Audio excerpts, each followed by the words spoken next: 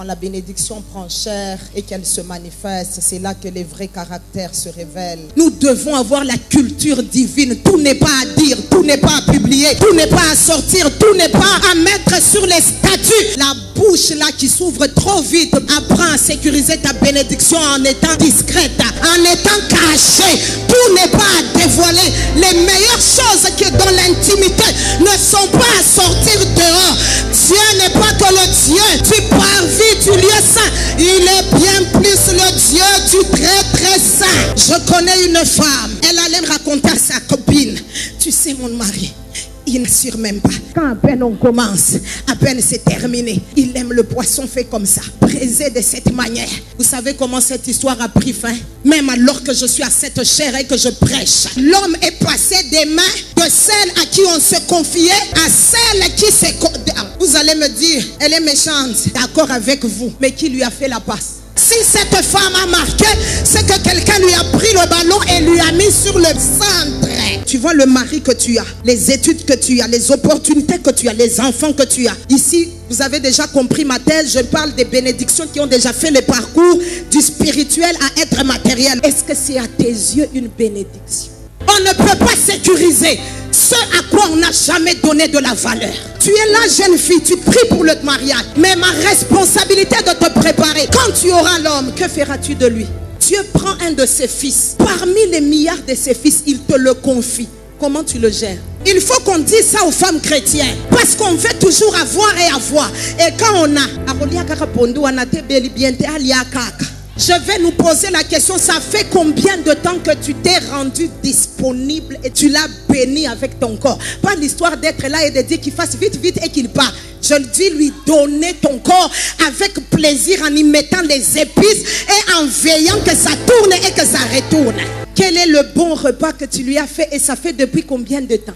Ce matin, alors que je méditais, j'entendais dans mon esprit comme une femme qui me répondait à ce niveau. Elle me disait, mais maman, mais il y a des choses là. On a maintenant 27 ans de mariage et tout ça. Je vais te répondre, maman. Il y a 27 ans, il n'y avait pas les tablettes, il n'y avait pas les téléphones portables, il n'y avait pas de télé en couleur. On s'est adapté. Aujourd'hui, maman, 27 ans de mariage, tu sais mettre statut. Adapte-toi, achète aussi les strings. C'est pour ça qu'il va dehors.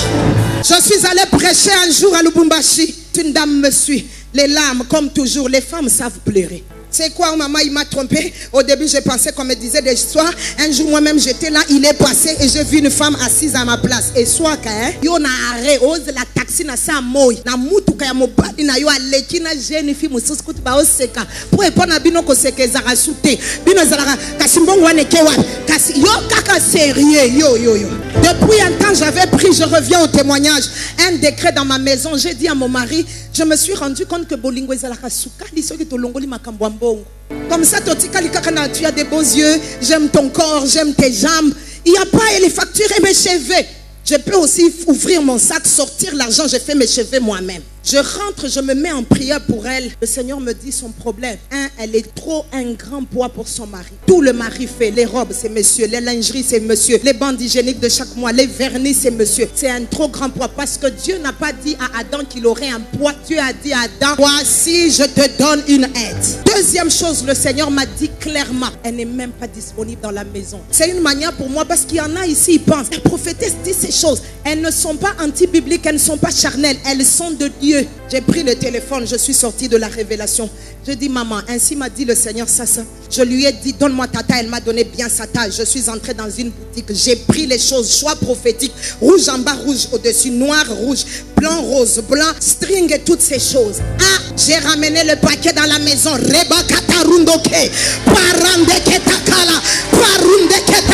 cœur de ce mari revient. Le cœur de ce mari revient. J'ai pris colis, j'ai envoyé, elle a reçu colis avec l'onction prophétique. Ah! Elle a commencé à me dire, ce jour-ci, il ne fait que me suivre. J'ai dit, on doit me suivre. Je suis de la race des femmes qui enivrent et qu'on doit suivre. Ma prière est le vœu de mon cœur. Tout en riant qu'on guérisse. Tout en riant qu'on réfléchisse. Tout en riant qu'on rentre en nous-mêmes et qu'on prenne les meilleures des décisions. Mon dernier objectif ce soir, c'est d'aider les femmes à rentrer en elles-mêmes, à prendre conscience.